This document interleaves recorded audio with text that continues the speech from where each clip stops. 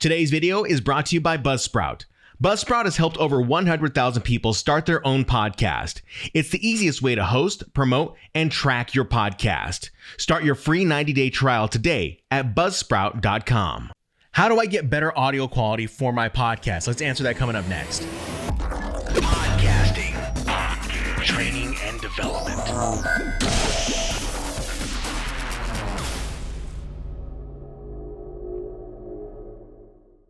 Hey there, podcaster. My name is the Shan Man, radio broadcaster, podcaster, and podcast producer. And of course, I am also your podcast therapist. I've got a brand new podcast out this week. If you have not heard it yet, it is available wherever you get podcasts, so it can help you on your podcasting journey. I speak this week to my friend Amanda Valentine. She is a radio broadcaster turned podcaster. She's got so much great information in this particular episode that I think that you'll be interested in hearing. She particularly talks about the content that she creates and how she creates it to resonate with her audience. Maybe this gives you some idea of how you might want to create your own content for your podcast to resonate with your audience. So I would encourage you to go listen to that. And she also steps into this area of monetization and how she created the process to monetize off of her podcast. I think you might find that interesting as well. Available, like I said, again, wherever you get podcasts. The link for that is down in the description below, or I'll leave a link up here for you to go ahead and check out my page on my website for the podcast therapist.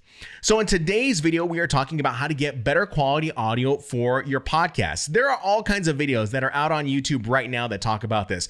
It all ranges from the best equipment to having the right microphone to having the best service for streaming.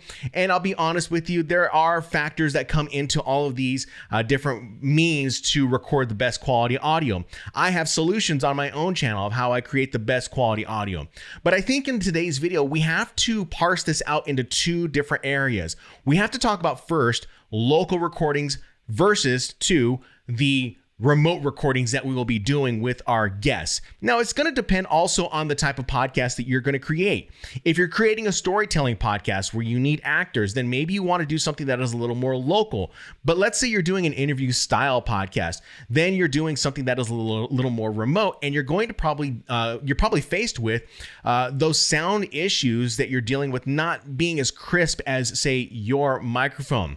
The reason why I'm creating this video today is because this seems to be an obsession with podcasters out there, whether you're on a Facebook group or you're on a Reddit or a subreddit and people are still trying to get the best quality audio. Maybe someone has found the solution for this. I don't know, but this is what I know when it comes down to creating higher quality audio for you and your podcast. It's going to depend on these two factors. Are you recording remotely or are you recording locally? So let's first start with the local recording, and hopefully I can walk you through these steps of why we're getting the different styles of audio, okay? And by no means am I an engineer. I just have been doing this long enough to know the difference in quality of audio, okay? So with local recordings, this is how the setup really is for me, okay? And this is what it's going to be probably for you if you're taking your podcast seriously. You're likely going to have a microphone, a decent microphone. You don't have to have a microphone like this, but this is a Shure SM7B. You can get a Shure SM58, or maybe you're using an ATR 2100. This microphone is connected directly into a mixing board. The mixing board that I'm using, and I always talk about, is the Yamaha MG10XU mixing board. This mixing board has 4 inputs, 4 microphones that I can use in case I want to bring someone in and interview them in my little home office here. So I could have one person over here, one person in front of me, and then another person over here off to the right, and I can do a recording, a local recording. This is going to give you the best quality sound. All right, now this is the best quality sound that you're going to get. The mixing board is going to be connected into my computer, my laptop, which is over here off to my left, your right. And that is connected via USB. Then I open up my software, which is Adobe Audition, and then I set up my settings to where I am recording directly from this mixing board. That is why I'm getting the quality sound. I'm getting a local recording that has a crisper sound to it. Now, what happens after I recorded it typically is a little bit of processing. I might process the audio a little bit more so that I get maybe a little bit more depth, but that's really my process. I mean, I'm not doing anything special. Maybe I've set the highs, the mids, and the lows a little bit differently on the mixing board, but that's really all it's going to be. Local recordings are going to have a cleaner and a crisper sound for you, the podcaster. Now, let's dive into this area of remote recordings. Okay, this is where we are using softwares like Zoom, StreamYard. You could use Whereby, you could use Skype, whatever it may be, and that's how you are going to be able to communicate with your guests. You're going to be able to use that sound and then be able to record it in some fashion. Now, there's two ways that you can do this. Now, this is how I record my podcasts. I typically schedule out a time with my podcast guest, and I say, I want you to meet me on this platform. Typically it's StreamYard, because I would much rather do it on StreamYard than Zoom. Zoom has a lower bitrate quality, but I typically say, meet me at this link on StreamYard, and we'll do the podcast recording. So how it works for me is that they come at the scheduled time through whatever means it may be with their microphone. They may have a Blue Yeti microphone that is USB only, or maybe they're using their webcam's microphone. For me, it's not going to really matter all that much. I just want to get the content, because not everyone is going to care about audio the same way I care about audio. I just know that they need to be captured in some form or another. So when we have this interview and I say, okay, we've got the microphone all set, all I have done is I have opened up Adobe Audition on my end, and I've made sure that I have my settings set up to where I am capturing not only my microphone, but I'm also capturing the audio that is coming from my computer into the audio software, so it is mixed down into one file itself. That's all it is. It's just one file. Now, there are some podcasters out there that'll say like, no, I need to have two files. For me, that's not my personal philosophy. It might be yours, but it's not my personal philosophy, because it adds too many steps into the editing process. So this is how I create my podcasts themselves. As far as the audio quality is concerned, what we're dealing with is we are dealing with audio that is being transmitted over the internet and is being filtered. The sound is being filtered, so you're not getting the cleanest sound possible. You're dealing with internet issues here, and filters going and a signal and data going over the internet and being transmitted into audio or turned into audio.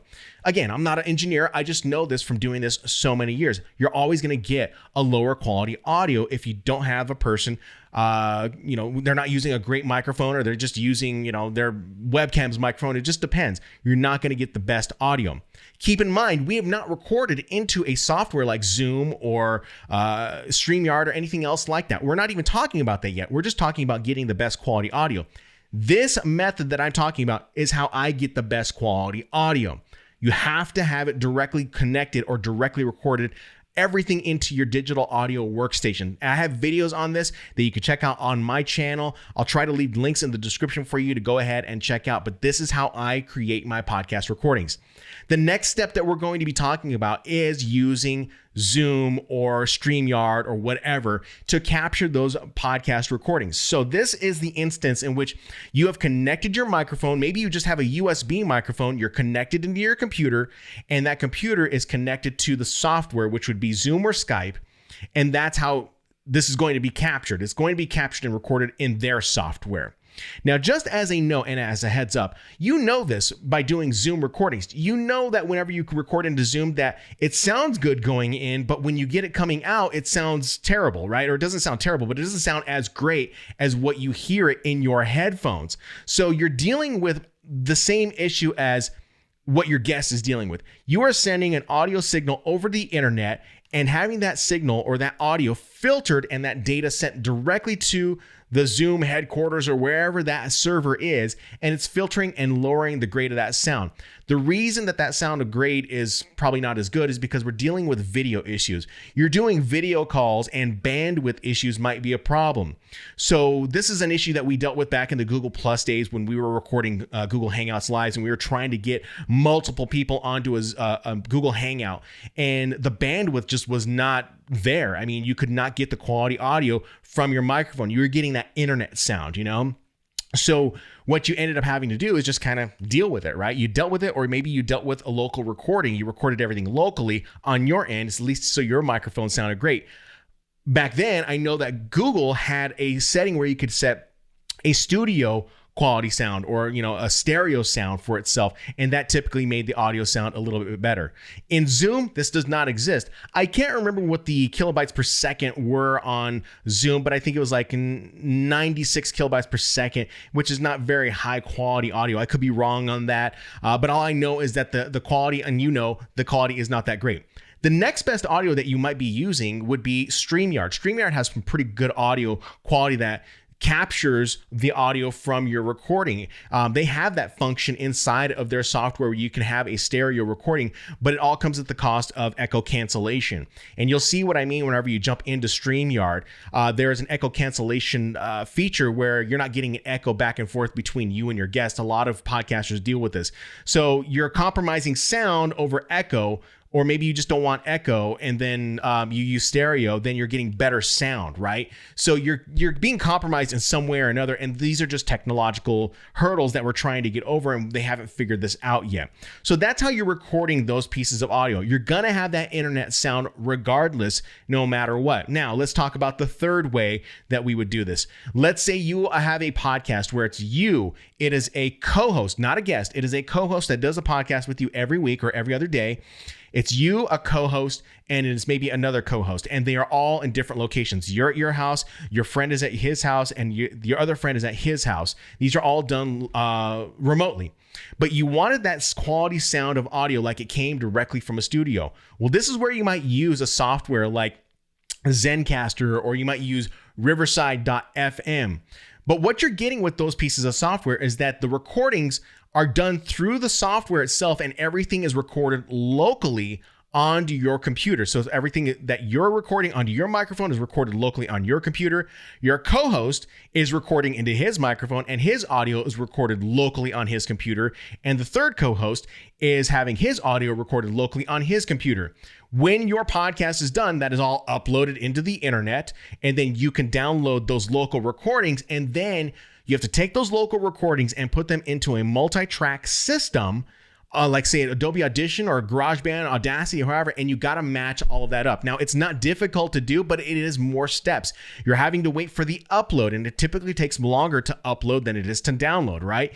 So those are steps that you just, I don't know. Those are steps that I don't like taking because it just takes too much time. I would much rather have the recording done, press stop, then get to editing itself. I mean, that's typically how all my podcasts are. I record the podcast, I press stop, I say goodbye, see you later. That person takes off. Within seconds, I am already doing the processing on my audio that way. If you want to do it through Riverside.fm or you want to do it through Zencastr, you can certainly do it that way. It's just more steps that you have to take in the editing process. And what I don't want you to have to do is spend time trying to get the podcast audio all set up and trying to get it downloaded. That just takes too much time, and that is too much frustration. Don't make the process harder on yourself. Make the process easier on yourself, as opposed to worrying about whether or not something is super, super, super high quality. If you're capturing quality content, then that should probably be the thing that matters. And I think you should know that your audio is going to be the one that has to sound better. When I'm in radio and I'm dealing with phone calls, or I'm dealing with people who are doing remote interviews, we're dealing with people who are calling in on the phone, or we're dealing with people who are doing remote broadcasts via, these digital components that have to be plugged in through a phone line, and it's just like using the internet, and you're not getting the quality audio. That's where I want to lead you to this next part. In radio, we've been dealing with this for years, and so it's something that we just have come to accept. We've come to accept that we're not going to get studio quality, local quality sound that comes from a studio. We're not going to get that from a remote broadcast.